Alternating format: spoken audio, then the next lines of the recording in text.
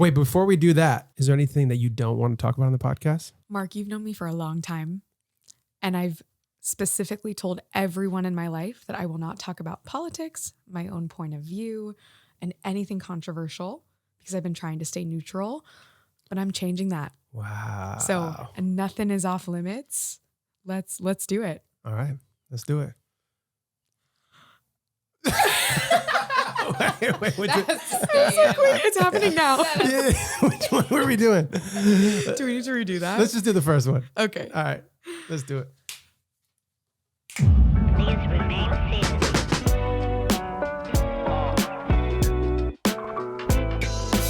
Welcome everybody to the Rodriguez Project here at Mastermind Media. I'm here. I'm so happy that Sophie is in town. She's one of my favorite people in the world. Her mission within her company, The Conversationalist, is doing one of the bravest things I've ever seen, like truly. And ever since I met you and I learned about what The Conversationalist does, I've just been blown away. And but I got to see, as things have been progressing, how difficult it is, what you've created. So I can't wait to dive into that and your journey and so many different things. So thank you so much for being here. Mark, I don't know if you've seen the videos of Lady Gaga on her press tour for A Star Is Born, but she said that line over and over again.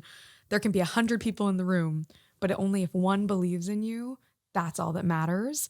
And I really feel like you're that one. Oh, thank you. Oh my gosh, so I'm going to much. cry 2 seconds into the podcast, but I'm so grateful for you, and I wouldn't be here had you not taken a chance on me. So thank this is you such so an honor. much. Oh man, and it's like time has flown by because we've done so much in the last few years, and you've been such a huge part of our growth at Mastermind as well. And it's just so awesome to have you here today. We got Jai running things behind the scenes too, so feel free to chime in with your point of view.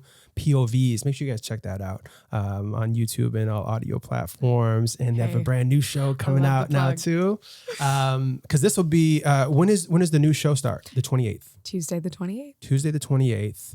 What's today? Today is the 23rd. Okay. So we got 5 days. Okay, so this will be coming out. What day of the week is that? Tuesday. It's like a pop quiz. Yep. Tuesday, obviously, as you said. So this will be coming out the Saturday right after that. So go and watch it. It is so good. It's out. But talking about doing such a difficult mission and everything that has come together, I love the pieces of the story that I know so far. When it first dawned on you that this is the direction, this is like the purpose, was it difficult getting people to believe in the mission off the bat? Absolutely. When I first started this journey, it was in 2015. So we're almost at a decade of trying to fix this problem in the world. And when I first started, I found that it was really hard to get people on board at first because we're not trying to just change something simple on the local level. We're trying to change a culture. Yeah. And that does not happen overnight. I think as long as it took us to get to this moment where we're incredibly divided, it might take us that long, if not double, triple, quadruple times longer. Yeah, it's like a breakup. Don't they say like a breakup takes twice as long as the actual Exactly. I'm gonna pull this down here for you slightly. You can get Perfect. comfortable. You can't break it. So however it feels comfortable. Thank you. I was like, I Yeah. didn't want to move it, mess That's it up. perfect. Yeah. But yeah, it took some time. Yeah. I think I had to come to peace with the fact that this wouldn't be an overnight change. And what we're doing now is really just planting seeds, and we probably won't see that tree till my great grandkids are alive. Yeah. If that. And describe the Conversationalist, and what's your one-liner for that, or few-liner? Yeah, the Conversationalist is a nonpartisan platform that focuses on bringing people together across differences to have conversations that matter. Specifically geared for Gen Z, we're trying to foster the right resources and tools and giving a platform to young people to use their voices so we can bridge the divide. Yeah. Wow. It's such a cool journey that I've seen you on so far, and everything that you're doing to change the game. Do you feel like based on where we are right now, like why are we in the place that we are? Okay. I don't know if I know all the answers, but I think there are 2 pieces to this. One, back in the olden days, back in the age of cavemen, there was a culture where we needed to stick to our groups and people who shared the same backgrounds as us for safety, right? You flocked together with the people who were like you so that you had food to eat and you were safe. And I think as human beings evolved, we still have some of that tribalism in us of wanting to stick with people who are like us. Yeah. So that is an age-old culture. But I think moving us into this present moment, I would say the shift really happened in 2016. During the election, Trump versus Hillary, at least from my vantage point, I was in college at this moment. And I found that this was the first time where people really started identifying with their political beliefs as a core part of their own beings. Yeah. And the stakes became incredibly high. And I think from that moment on, it was a choice for a lot of people to either remove someone in your life for not sharing the same belief system as you, or to be able to find that common ground. And from 2016, I think we made that decision to keep people at an arm's length instead of trying to find a solution. So I think modern day politics, the two-party system, and the 2016 election in particular, I think propelled us into this moment where we are more divided than ever before because we are perceiving the other as the enemy. Yeah. And seeing things in such a binary, which I think can be harmful. Yeah. I think if I was, 2016, so 7 years ago. So I just hit my 30s. If I was any younger, I think I would have been part of that as well, of like trying to keep people at arm's length. And maybe I even did initially based on like seeing everything that was going on and being shocked by everything. Yeah. But I'm somebody that always is like I tried to see both sides. I know you talked about being neutral and like, trying to bridge this gap. And based on like my family's politics and people that, my friends' politics, and like, okay, now I'm like, let me understand, what's going on and why they're feeling the way they are. And just getting to the bottom of it versus judging anyone. Because I think overall what it comes down to is just like, what facts that they're focusing on within, like what's important to them. And then once I started identifying that, I started seeing like, okay, I think there's a problem with this two-party system. I feel like Gen Z is going to be the one, the generation that changes things. Is that part of like the goal within what you guys are doing? Absolutely. And I'm so glad to hear that you resonate. I know we've talked so much about that, but clearly there's, I think, a fear inside of all of us of change. And a lot of what's happening now with Gen Z wanting to shake things up, I think it's only possible for Gen Z to be the ones to make that change. Yeah. So I'm excited to see what that looks like. But for a lot of people, I think we just have to acknowledge, like you said, that at face value, you could think to know everything about a person. But at the end of the day, I try to have grace for people and a bit of humility and realizing that we're just a product of our experiences. And each of us didn't have a hand in how we were raised or where we were raised, in what circumstances and what background. So I hope if we can continue to get to the bottom of that, like you said, you try to listen to understand. That's it. And I think the more understanding, the more empathy we have and the more tolerance we foster, which will allow us to successfully coexist. Yeah. Yeah. Can you think back to a time that maybe based on, it doesn't even have to be politics, but based on someone's point of view or opinion that you wanted to remove them from your life or something like that, like, or maybe in the early days or something like that? And still now. Yeah. I think it's so human to want to see something that we blatantly acknowledge as uncomfortable and want to shove it away.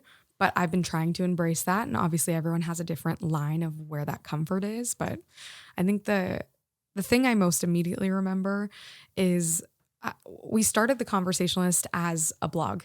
It was a website. We allowed people to share their stories about topics that mattered to them, and we would take guest submissions. So an individual who I've never met in person, this was during COVID times, submitted an article for our website, essentially sharing his perspective that men are superior to women, and here were all of the facts to back that up, essentially saying that men have been found to be much better at math than women and therefore are smarter, and women can never be as good at math, all the way down to why women should be in the kitchen and we should go back to the times of traditional family values. And I had this moment where I had to decide whether to feature his post on our website or not. And I felt disgusted. I was like, come on, like, can't we all agree to some extent that we're in modern times? We're striving for equality. Isn't that what democracy is all about? But I think that was the first time I was faced with the realization that not everyone even agrees on basic human rights or what the foundation of our country should be. Yeah. So in that moment, I had to make that choice. And I decided, proud of myself for being the bigger person, because it really put me to the test. Like my face was red, but I decided to go back to him with some feedback. And the way that he suggested all of the pieces in his article stated them as fact. It was like, men are superior to women, period.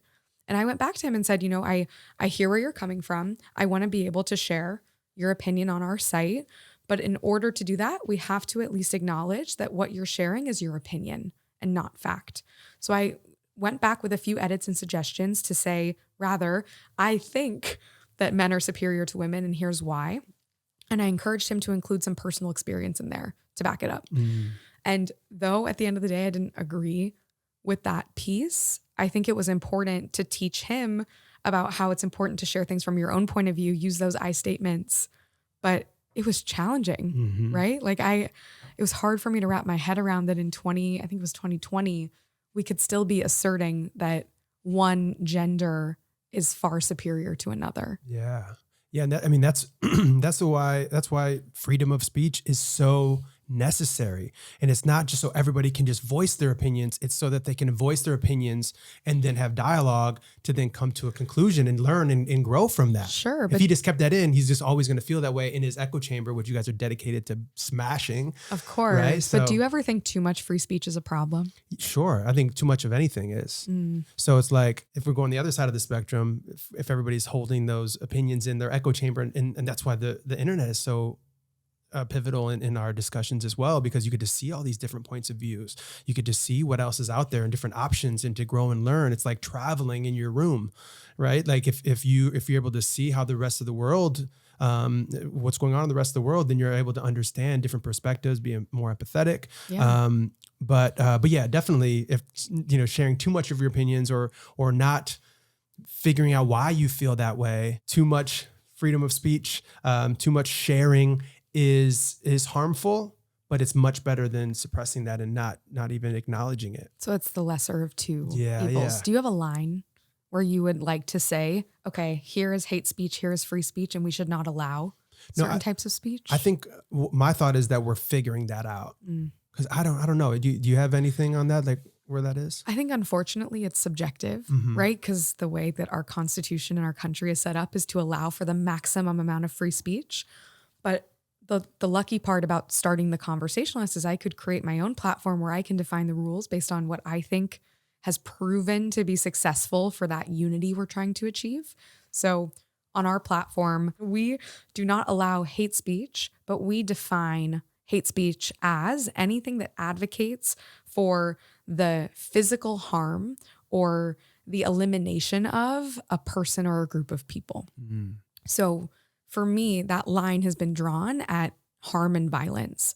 But the problem is you could argue that a lot of speech can lead to harm, so it becomes a little bit blurry. Yeah. So we err on casting a wider net and trying to hear people out, right? I always tell people in our community to be a judge in a courtroom. If you hear something that you cannot stand, instead of immediately canceling them or ostracizing them for that point of view, assume positive intent that it probably comes from somewhere and try to figure out what that is before you put the gavel down. Yeah. So it's tricky, but I wish that we could just draw the line at physical harm and violence. And an example I love to give is we had someone talking, this was way back in the day, probably 2019, talking about Jews, and I'm Jewish.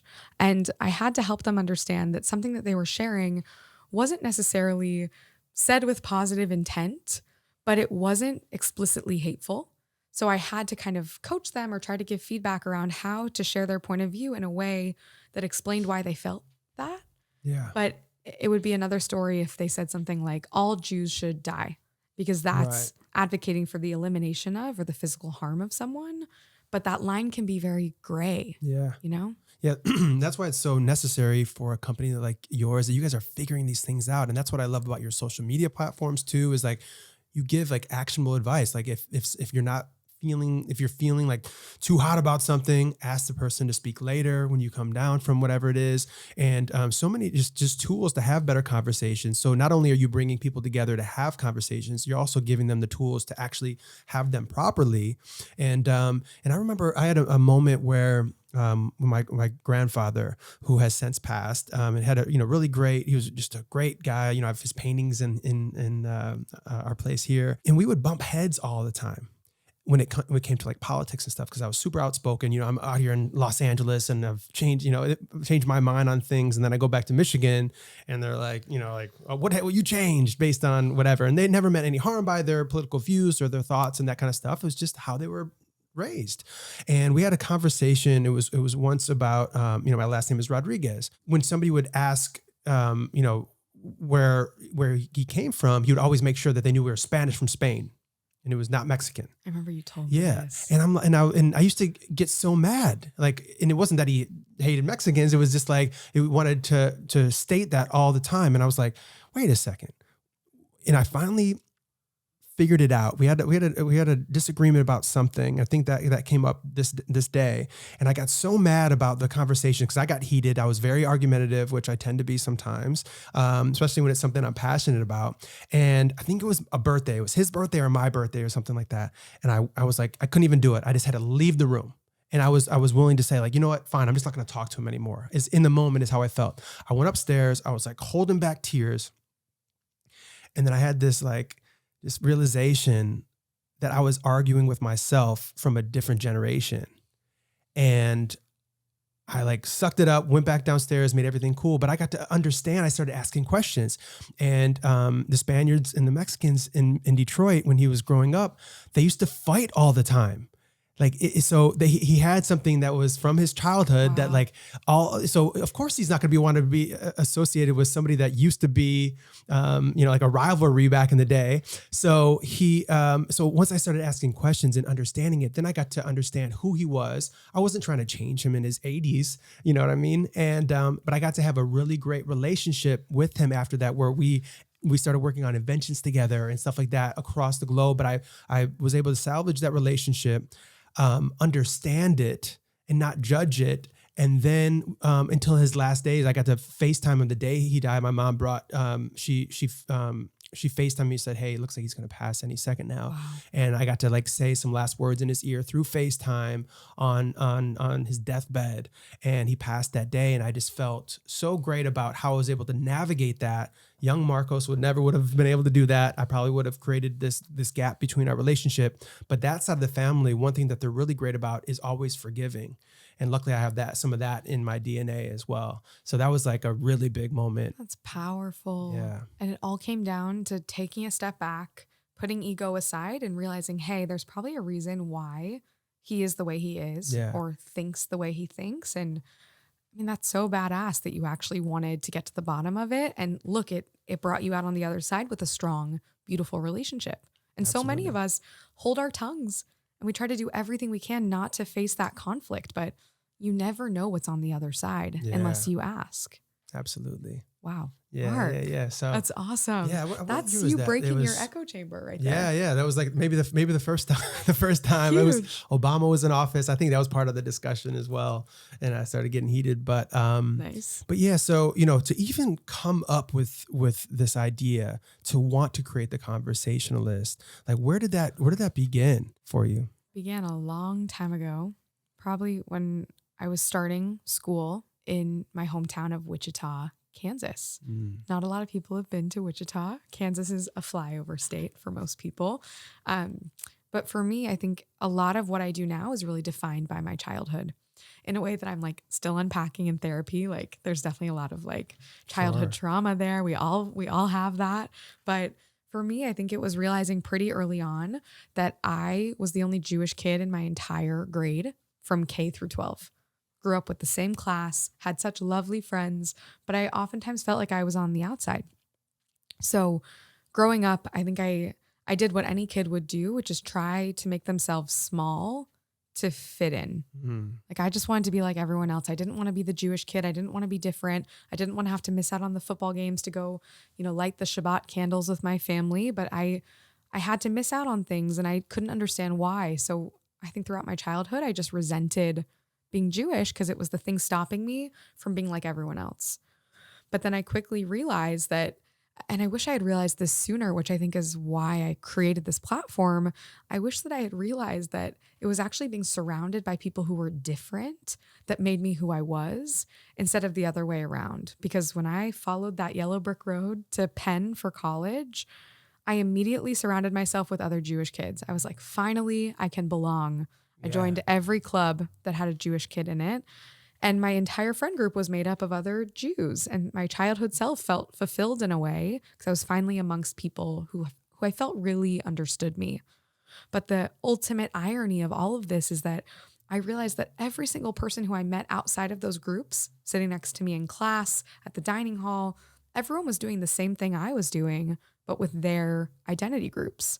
We all gravitate towards people who are like us. Mm-hmm. And in that moment, I finally felt the agency to do something about it. I think feeling small in the Midwest, I didn't feel like I had the tools or resources to have a voice because all I did was want to fit in and be small and I didn't want to stand out. But when I got to college, I finally felt like I had a little bit of breathing room to do something. So from that moment on, I wanted to at least try to make a difference and make that change so other people could realize that actually the beauty of life is being surrounded by people who are different from you. And ultimately, I took for granted my upbringing in Kansas because I actually felt more sure of who I was when I was surrounded by people who could push me, allow me to grow.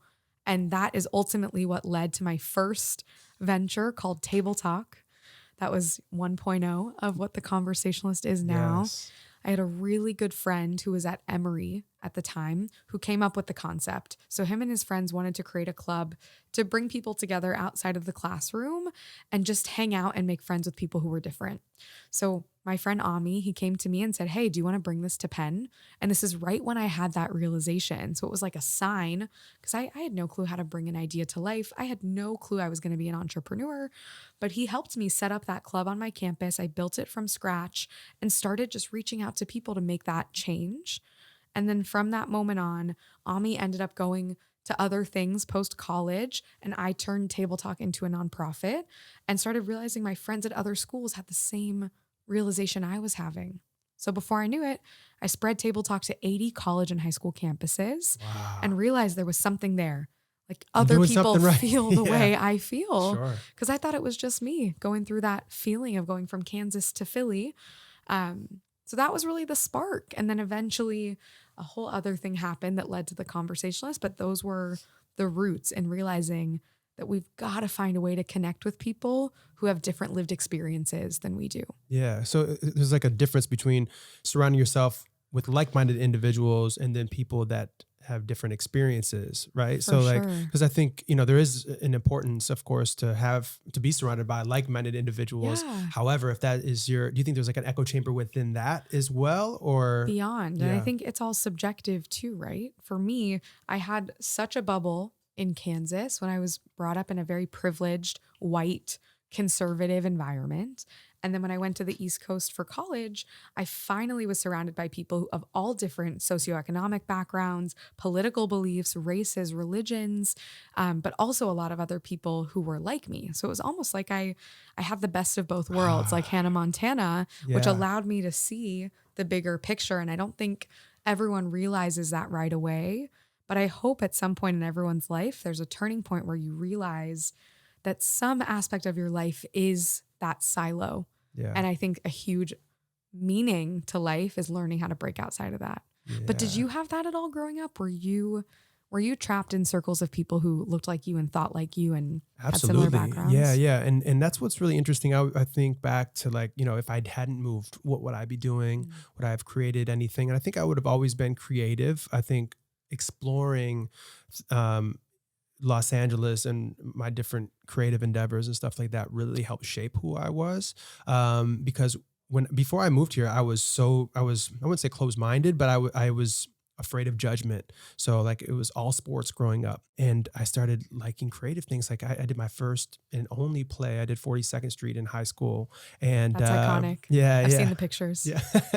I was Pat Denning. I was up for the lead. Thank God I didn't get it, because I would have messed it up, I think, because I didn't have the dedication to like learn lines and stuff like that. But even then I was afraid of what people were going to think, what the other jocks at the school were going to think. And they were fully supportive of the whole thing, came and cheered for me and stuff like that. Love it. So you were the Troy Bolton of your high school. The Troy Bolton? From High School Musical? Okay, so I'm a little bit older than Have you not seen High School Musical? I don't know if I've ever seen it all the way through. Wait, is that Zac Efron? Absolutely. Yeah. Wait, yes. I don't...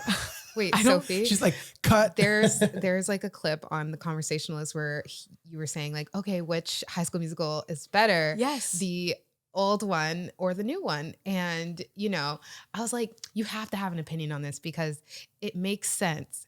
The old one is better. And so I went to Mark about it and I'm like, hey, which, like, they were talking about it and I was like, and he's like, he was so neutral. And I was like, he's lying. There is a better one. And Mark's like, I don't know what you're talking about. Like, Yeah, I had no idea. Yeah. Okay, well, respect for you being honest that you've never seen it. Mm-hmm. That's amazing. So you don't even know there's a new High missing School out. Musical, there's an old High School Musical. Well, there's a new everything. Sure, Sure. We could talk about like whether the sequel's better to the Yeah. original, but wow, you've got to watch it. Like you are Zac Efron incarnate. Yeah. You were the athlete, but you wanted to switch over to the creative side. You were worried about what people would think of you, but then you thrived. storyline. You were soaring, you were flying Yeah. See? on the stage. So the whole show is about He doesn't living a even life. know the reference. He has no clue I'm talking about. Live a life worth making a movie about. They already made mine. It's High School Musical. No, literally. I didn't even know. It's done. Like, end Wow. the show. Kenny Ortega. He did it. I'll check it out. I'm going to report back. And But will you? I will Because watch sometimes it. people will give Yeah, you yeah, movie yeah. recs and you're like, yeah, I'll watch it, but you never do. Yeah, yeah. I'll no, force him to watch it. No, Don't I want worry. the confirmation here on the pod that you are going to watch High School Musical. I will watch I will watch the High School Musical before the end of the month. Because there are 3. There are 3. Well, okay. I will watch the first one. I don't watch Deal. more than one of anything. Deal. I think the 3rd one's the best one, but that's a hot take. Oh. I saw it twice in theaters in high school. You said 2 is? Yeah, I like the second one better. That is such a hot take. But 1 isn't. Ashley Tisdale killed it in the second one. One isn't the best? I mean, 1 has such a special place in my Yeah. heart, but the music from the 3rd one is so good. Yeah. I wish we could have a karaoke moment, but you don't know any of the music. You can. You can. We're soaring. Flying. I love it. That Wow, was it? Jai, we got to do karaoke I could together. yeah. I could have guessed Absolutely. that line. See, you probably heard the music. Yes, I have. Okay, wow. I have, and I've seen you guys geek out about it and stuff like that. But yeah, so that's what.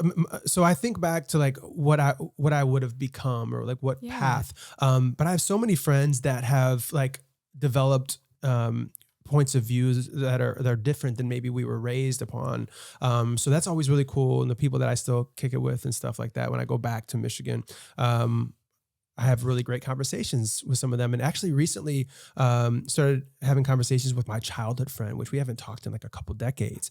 And I met with him last time I was in Michigan, and we were about the same kinds of things. We were listening to very similar podcasts or different audiobooks, YouTube shows or whatever. And now we send stuff back and forth. So it's really cool to go back and see that. I think the internet is helping people grow no matter where they are. And so yeah, I think I was surrounded by a certain opinion. And then once I ventured out, then I was able to break that almost immediately. As soon as I came to LA, it was just constantly, getting my echo chamber broken. Yeah. So, But I think you bring up an interesting point about the internet, not to take us on a tangent, but I think about this a lot. For me, growing up in Kansas, this was the era of Facebook when I finally got to sign up for an account. And it was so great for me to be able to keep in touch with people Yeah. who I had met in different places because I felt very trapped in Wichita. But now looking back on it, I try to ask myself, like, is too much connection ever a bad thing? Because a lot of these relationships are now fabricated online. And can an online relationship or a digital conversation actually replace the real thing? Do you think anything is better than face-to-face connection? Well, I think the fact that like based on the pandemic, Zoom has become such a big thing. And then, video content being something, so at least you get to hear some context of people's opinions, in 59 seconds or less. Sure. But does that, Yeah. is that a fair substitute for actual connection? I think actual connection will always be king, but I think it's doing a decent job, and maybe it will continue getting better. I just think the internet, although it has been here since, whenever, well, especially with social media, when did Facebook come out? Like 2003, something like that. Yeah. But it's like, so now that we're about 2 decades into this, we're figuring out how to use it. And I think, Gary Vee talks about a certain point of the fact that, being that young person in Wichita, having the internet at that age or at a certain age where you can start having conversations with like-minded or people that, that aren't like-minded, based on using the internet or finding best friends elsewhere, really helps support a young child that maybe is going through something or wouldn't be able to get out of that. Yeah. It scares me. I feel like people genuinely believe that online relationships are even more powerful than in person. And so much of, I don't know, I think about this a lot, which is why we're gearing back to a show in person. Yeah. We're navigating these really hard conversations daily on our platform, but there's such a difference between ranting about something behind a screen, Sure, sharing your point of view, putting it into the void, versus actually sitting down and having to reconcile your beliefs and have that conversation face to face. So yeah. I don't know. Yeah, I go back and forth. Do you think even like now with like the metaverse and stuff like that, where it's where it's going to be closer to being in person? That is the wild, wild west. Yeah. I don't know, but it keeps me up at night. Yeah. So I would say, I think, having these real conversations, even having you here versus having you on a Zoom for this conversation, there's nothing like the real thing, being able to touch in person. So yeah, I think that will always be superior, but it's like, it's worth having these other conversations and all of the great things that the internet has brought versus not. Thanks for sharing your POV. Yeah, absolutely. So you brought up the new show. So, developing something, coming from this entrepreneurial mind where you started Table Talk, then that morphed into something else, and that now you have the Conversationalist. And then even with that, getting to a place where you are now, how like, what were those steps? And then now what's in your mind? Like, what are you trying to do in this next level you've just broken through? There have been so many steps. I don't even know where to start, but I think the through line through it all is being open to what people actually want and need. I am such a perfectionist. I like to have control over things at times. I'm sure we can all relate to that. But I had to really let that go the minute I started this platform, because I don't want to just create something to create it. I wanted to add value. I wanted to make this impact in the world. And I think you can only make impact if people want or need that change. Yeah. So every time we pivoted the platform and the model, it was because of a want and a need from Gen Z.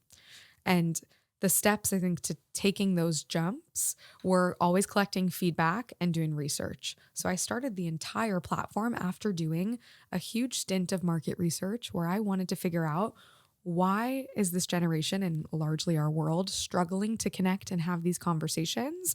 And why are we unwilling to face these harder moments? And I decided to go out and have hundreds of phone interviews with every person or type of person that interacts with Gen Z and hundreds of Gen Zers themselves. And from that research, I was able to figure out that not only is Gen Z terrified of having these conversations because they feel like they don't know enough, they also have nowhere to go to have that conversation with someone who's different from them because we're so stuck in our bubbles.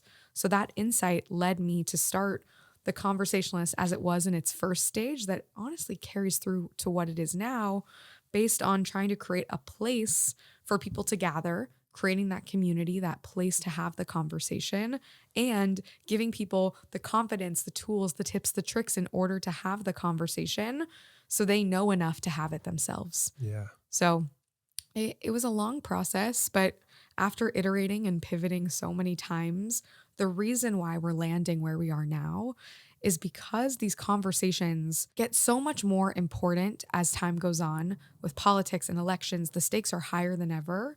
And it really goes back to what we were just talking about. I think our platform was built on digital conversation and connection, and it was suited to a time where we needed that, right? During the pandemic, people needed a place to go, and we created a place where we could provide that human connection. But coming out of the pandemic, I think it's more reason now to show people that in-person conversation and actually coming face to face with someone who's different than you and actually physically breaking that echo chamber is the only way to actually build the unified world we want to build. So that's why we built the show. And make it more long lasting. Why do you think you're still getting some pushback from people? It's obvious your heart is in the right place. Your mission is in the right place. You actively hire people with different points of view on purpose to make a more diverse community within the company so that you can better represent everyone that's out there. So if your heart's in the right place, is it judgment? Is it people uncomfortable about this sort of thing? Or what do you think? Why do you think people are still pushing up against? I know we've talked about this a lot, so I don't want to TED Talk your ear off. Please do. I think there are two main reasons why we get pushback. I think one goes back to what you just said. I think some people genuinely are not ready to have these conversations and are not in a place mentally or physically or emotionally where they want to be up against someone that they perceive as a threat. There's a lot of misinformation right now out there around different people and their backgrounds and generalizing groups of people that I think it's easy to get caught up in that fear. And we're human. We don't want to get into confrontational territory. It's human nature to want to be comfortable inside of our little bubbles. Yeah. So I think that's one. Ultimately, not everyone is ready to have these conversations and therefore don't see the value because it's scary.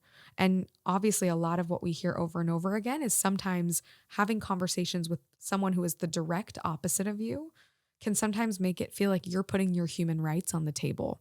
And that should not be a discussion, which is so valid.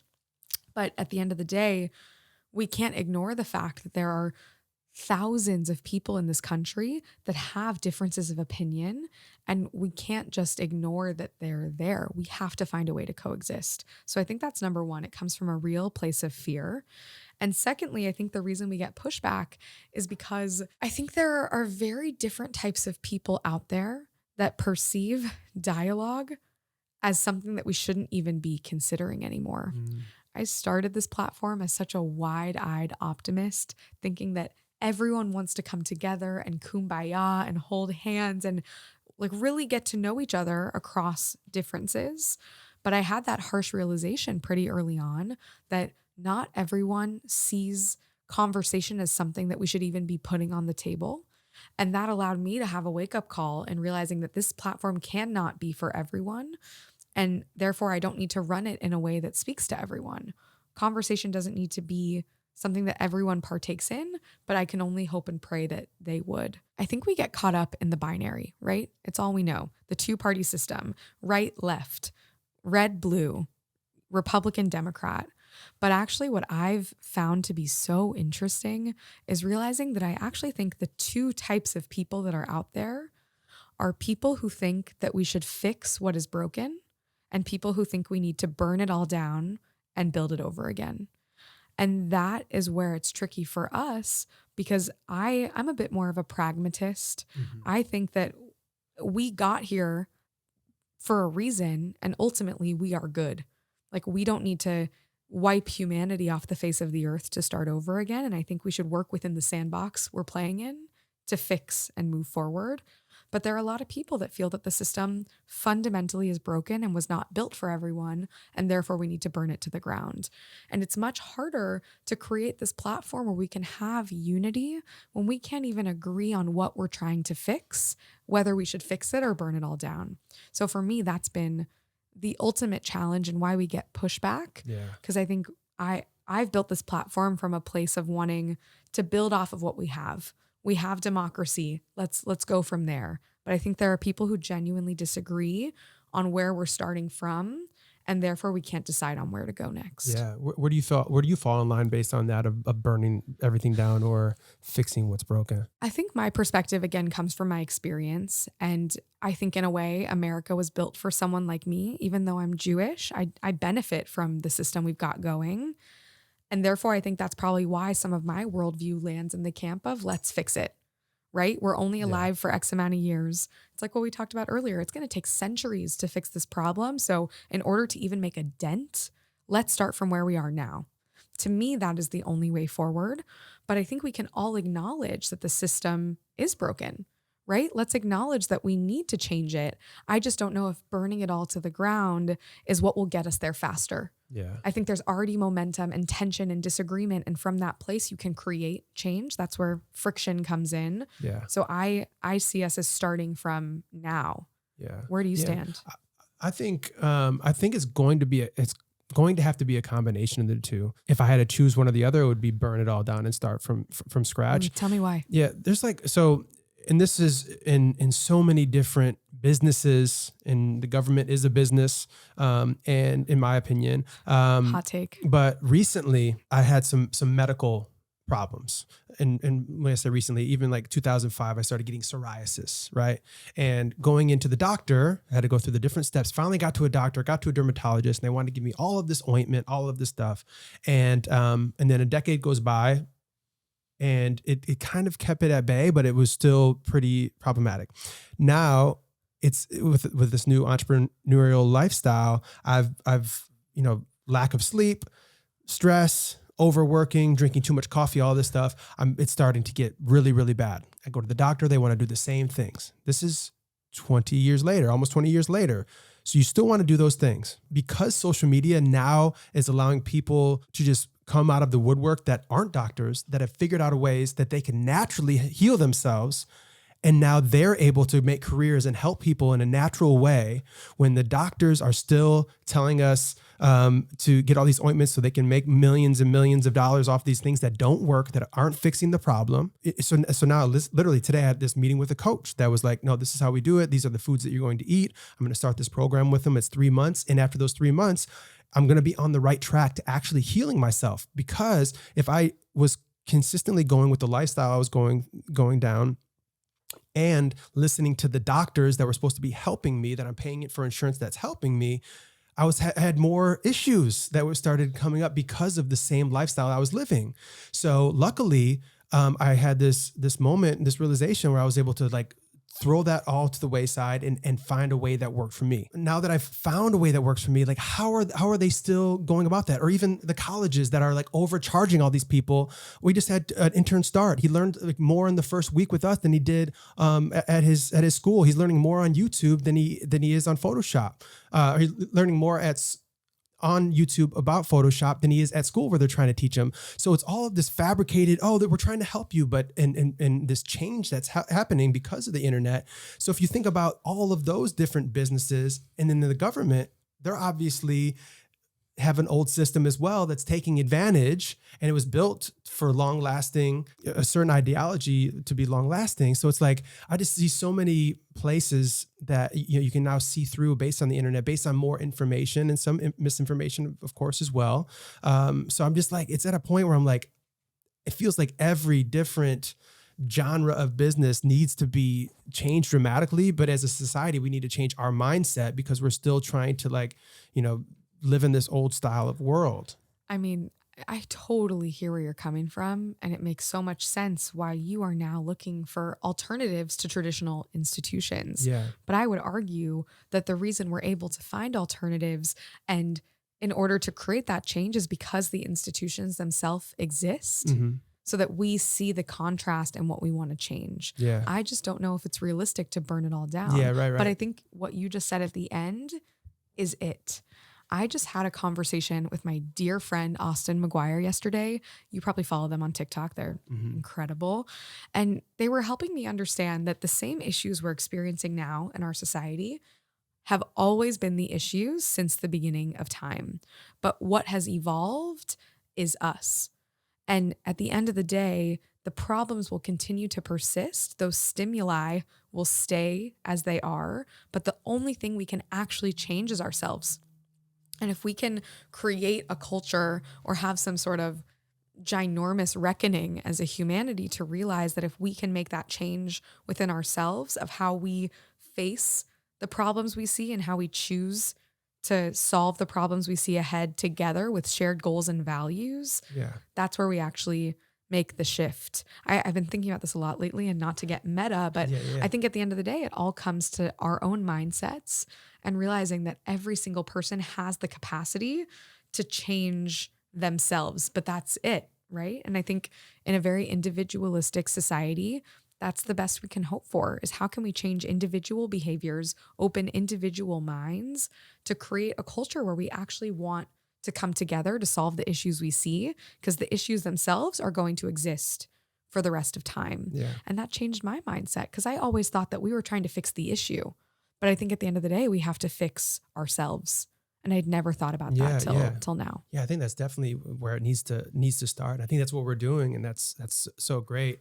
It becomes such a daunting task knowing that these big businesses just controlling a lot of what we're seeing, and like, you know, going to the supermarket and all of these foods that have been banned in other places. It's such a daunting task, but that's why it's so great. I think based on, not that you're fixing those problems like head on, but that's something of bringing people together to create this generation, or within this generation, to create this new mindset about how to move forward properly and to overcorrect everything else that has been happening and for the last century. And to me, that keeps me sane. Right? Like I get up out of bed every day just trying to remember that if I can open one person's mind to someone else's lived experience or opinion or perspective outside of their own, that's all I'm trying to do. Because the more we can do that and have that individual impact, we'll have that collective change. But a lot of it can feel overwhelming, but I think there's something empowering and remembering that it has to start with us. Yeah. And building a stronger community with strength in numbers. I'm a huge fan of strength in numbers, no matter what you're doing. And yeah, that's so great that you're building this. Do you think, was there other options other than Penn that you were thinking about going to? There were, but I think, again, growing up, I just wanted to conform, and I thought that I had a path carved out for me. And I had a lot of cousins and family members who I looked up to who all went to Ivy League institutions. So from a very young age, I put that pressure on myself to go there. And I wanted to do everything possible to make that happen. Looking back on it, I really think it was the right decision, because it led me to where I am now. But I was really considering going to Wash U, which is an amazing school in St. Louis, Missouri, versus Penn. And I loved it. I loved the people. It felt like home, right? It was one hop, skip, and a jump over from Kansas. But ultimately, I had to decide whether I was going to stay in my comfort zone or whether I was going to push it. Wow. And I'm so glad I did. Because even though I would have had an amazing experience there, it would have just been in the Midwest. And my whole life and my context would have been confined to one little region of the country. So that's so amazing to think about. I wouldn't have been in this particular moment where I had that echo chamber duality that I realized until I got to the East Coast. So I'm so grateful for that. Yeah. So where do you stand on thinking about, just things that are meant to be? Like, say you do go to Wash State, you said? Wash U. If you go to Wash U, does something happen there that triggers like the change that then you create, So here's the thing. I don't know where I stand when it comes to spirituality and religion. Like, I'm still figuring that out, like we all are. Yeah. But I have converted into someone who really believes in the universe. I work with this amazing coach, therapist, and she's helped me realize that what you put out is what you get back. And even if that's not real, it's something to believe in. And the more I meet people with that open mindset that anything is possible, anything can happen, oftentimes it does happen. And for me, I mean, one of the biggest parts of my life is Eli, my amazing partner. And we met in the first few days of college. We were on the same freshman hall. And I do like to believe that had I not gone to Penn, that would have never happened. And I do believe in soulmates. And there was a chance that he wasn't going to go to Penn either, but it happened and the universe brought us there. So I've been trying to get more comfortable with the idea of manifesting, and that whatever is meant to be is meant to be. But I think it's also because as human beings, we want to feel that comfort in something bigger than ourselves, Yeah. which is why a lot of people turn to religion. Sure. But I think for me, it's just this belief that everything is meant to happen the way it's supposed to. Yeah. That's why, based on like decisions and stuff like that, it's like, yeah, whatever decision you make was the right decision, because it's going to help you navigate the world in the way that you were destined to, because that's the only way that it's turned out. So to think that you should have gone here or there or different. And even when we first met, the fact that we would have met some way or another, but even from like a glimpse. Meant to be. Yeah. Meant to be. Do you believe things are meant to happen the way they're supposed to? I think so. I mean, are they already exactly planned out? That's a little bit tricky. I don't know if you saw the video I did on deja vu. I don't know if I did. This theory that I really love, that I stand by now, is that when you're born, you have your starting point down here, and you have, like your highest potential is a straight line from here to here. And as you navigate life, every time you feel deja vu, it's a point of alignment. So you know you're on the right track. So you ebb and flow as you go until you finally, reach your fullest potential, which you never can, because, can't. But so now every time I have that feeling, I'm like, okay, I'm aligned. So even if it's a bad moment or a tough conversation that I'm having or a disagreement or whatever it is, like, oh, I'm supposed to be here. Like I'm aligned again with my purpose and my highest potential. That is wild. Yeah. But again, it's a source of comfort. And I think that's what we've been doing since the beginning of time, is trying to find signs and meaning. And but I feel you on not knowing if, there's free will or not, or if every choice is meant to happen. I'm cool with not knowing, it's like, that's part of the life experience. And we like to have it all figured out, but I think it's sometimes better when we just let life happen. Yeah. Cause even like when we first met, Kirsten doing her podcast here, and the fact that she had just turned her computer for a second for me to say hello. I'll never forget it. But to know, same. And then for but the fact we had already worked with John Yushai, who you're friends with his sister. I love John. Yeah. So like we would have met some way along the way regardless. It was meant to be. Yeah. And I believe in platonic soulmates too. Like you have friends who are in your lives for a reason, a season, the right time and place. And I fully believe that I was supposed to meet you. I mean, Mark, you've changed my life exponentially. I don't have to go on that tangent, but like really, it was meant to be. Oh, it's my pleasure. It's been such an amazing ride so far. And the timing was perfect based on everything that you were working on, where we were at Mastermind as well. And then now where we're at today, it's just been so cool to grow alongside you and to be a part of the journey. Because out of anybody we've worked with, like literally, I feel like your mission to take this on and to make it, it's your purpose in life. And, based on the Conversationalist and other business ventures and stuff like that, where do you think, like, what was the game plan initially? If say the Conversationalist wasn't, or maybe you were just going into college, what was the game plan? Did you think at that time? I had no idea. I remember going from high school to college, and when I was starting Penn, I printed out from the Penn website all of the majors that they offered, and I crossed out all of the ones that I knew I definitely did not want to do, and I was left with a couple, but I was always that kid who had no idea what I wanted to study, what I wanted to pursue, but I did know deep down that I wanted to do good. I really felt that was my calling. Yeah. Which is why I ultimately got a master's in nonprofit leadership, because I thought that was the best way or the only way to create impact. And I learned a lot. But then I think when I let life happen to me and I realized that there was an issue I actually cared about more than anything, it clicked. So I don't really know what I wanted to do, but what I do know is when I was younger, couldn't tell you why, but I used to tell everyone around me that I wanted to be first woman president. Wow. There are like clips of me as a kid. Like I used to tell everyone I was going to be first woman president. And I don't know why that was. To this day, I want to be the farthest from that.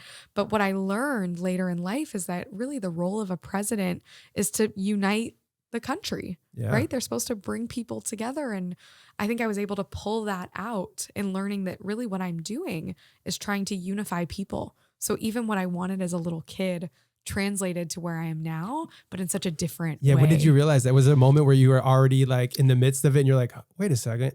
So I wish it was some profound moment like that, but it was actually from Rich Keller, who's my lifelong mentor, friend-tor, if you will. Yeah. And he has this brilliant platform that helps you discover your value in the world and helps you marry that value to what you actually want to do in the world. and helps you redefine that what you do is not who you are, but who you are should guide what you do. Yes. So he had me go through this exercise and had me list what I wanted to be when I grew up. And it was a whole series of exercises, but he was able to make that connection. And sometimes we're too close to the vest. You know, you need someone else to make that realization for you. And I've been changed ever since. Yeah. Cause so many people have a tough time figuring out what they want to do. And it seems like a daunting task, especially like you see people on social media that they've already found their purpose and like, will I ever find mine? And it's just about, you know, being open. But I love that. So he has a platform that you can go through, or the best. What is it called? It's called SCORE. It's his platform where he helps you That is brilliant. Conquer obstacles and really find out who you are at your core, and helping you understand that that is what you bring to the world, no matter where you go, what you do. So you should be doing something in life that allows you to fully bring that value. Yeah. Wow. Yeah. To where you are. When I accidentally fell into acting, taking drama in high school. Did you want to be an actor? Did you know? No, I took drama because I heard you could just chill in there, and I didn't want to you could just chill on the couch and you didn't have to go to public speaking. I'm Love like, it. I ended up taking both. But I went into drama and we did a lip sync. We had to do a lip sync and create a storyline. And we did Michael Jackson's Smooth Criminal. Wow. And I was the kid that I'd was love always to see in that. Yeah. We got a video of it somewhere. And this was in 99. No, probably 2001. And I'd jump up on a table and dance like Michael Jackson and throw Monopoly money. And I created this whole thing, and I loved organizing it and getting my friends to dance and like wanted them to be passionate about it too. My one friend, Aaron, dressed up as Annie. I was Michael Jackson, and the other two were like the villains or the actual criminals. And it was just a moment in my life where we did this and everybody was wowed by it. And then our teacher asked, hey, when the kids are coming in from 8th grade, will you guys represent drama and perform this 4 times a day for 3 days? And I was like, yeah, I'm down. So, no way. And then I was like, oh, I'm hooked. So then I was in drama 2, drama 3, 4. And then I was going to get a bachelor's in fine arts at Wright State University, ended up moving to LA instead. But I had a moment where I was like, I was thinking about, okay, I want to do something creative. Maybe at that point, I was like, maybe I could do advertising or marketing or something like that. But I was like, nah, I'm going to, do acting, and that's gonna be my main thing. And then I had a moment after creating Mastermind and then doing like digital advertising and marketing for people. I was like, wait a second, I thought about doing this to go to college for it such a long time ago.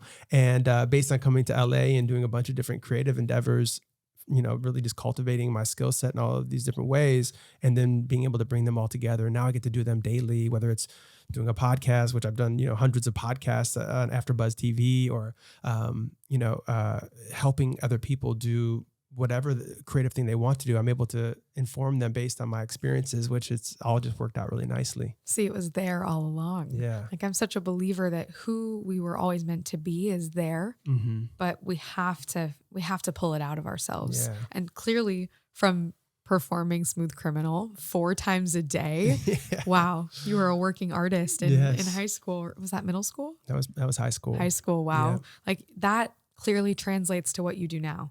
Even just a little piece of that, when you realize that was something you love. As I jump up here and start breaking it down. I mean, hey, can you do the full choreo right here, right now? And then in April, I'll be able to do the whole High School Musical. I'm going to learn the whole thing and wow you both. How does it go? You've been struck by a smooth criminal? Yeah. You've been hit by. Oh, hit by. And I think it's both. Criminal. You've been hit by. You've been struck by. Wow. Well, have you sung on the pod yet?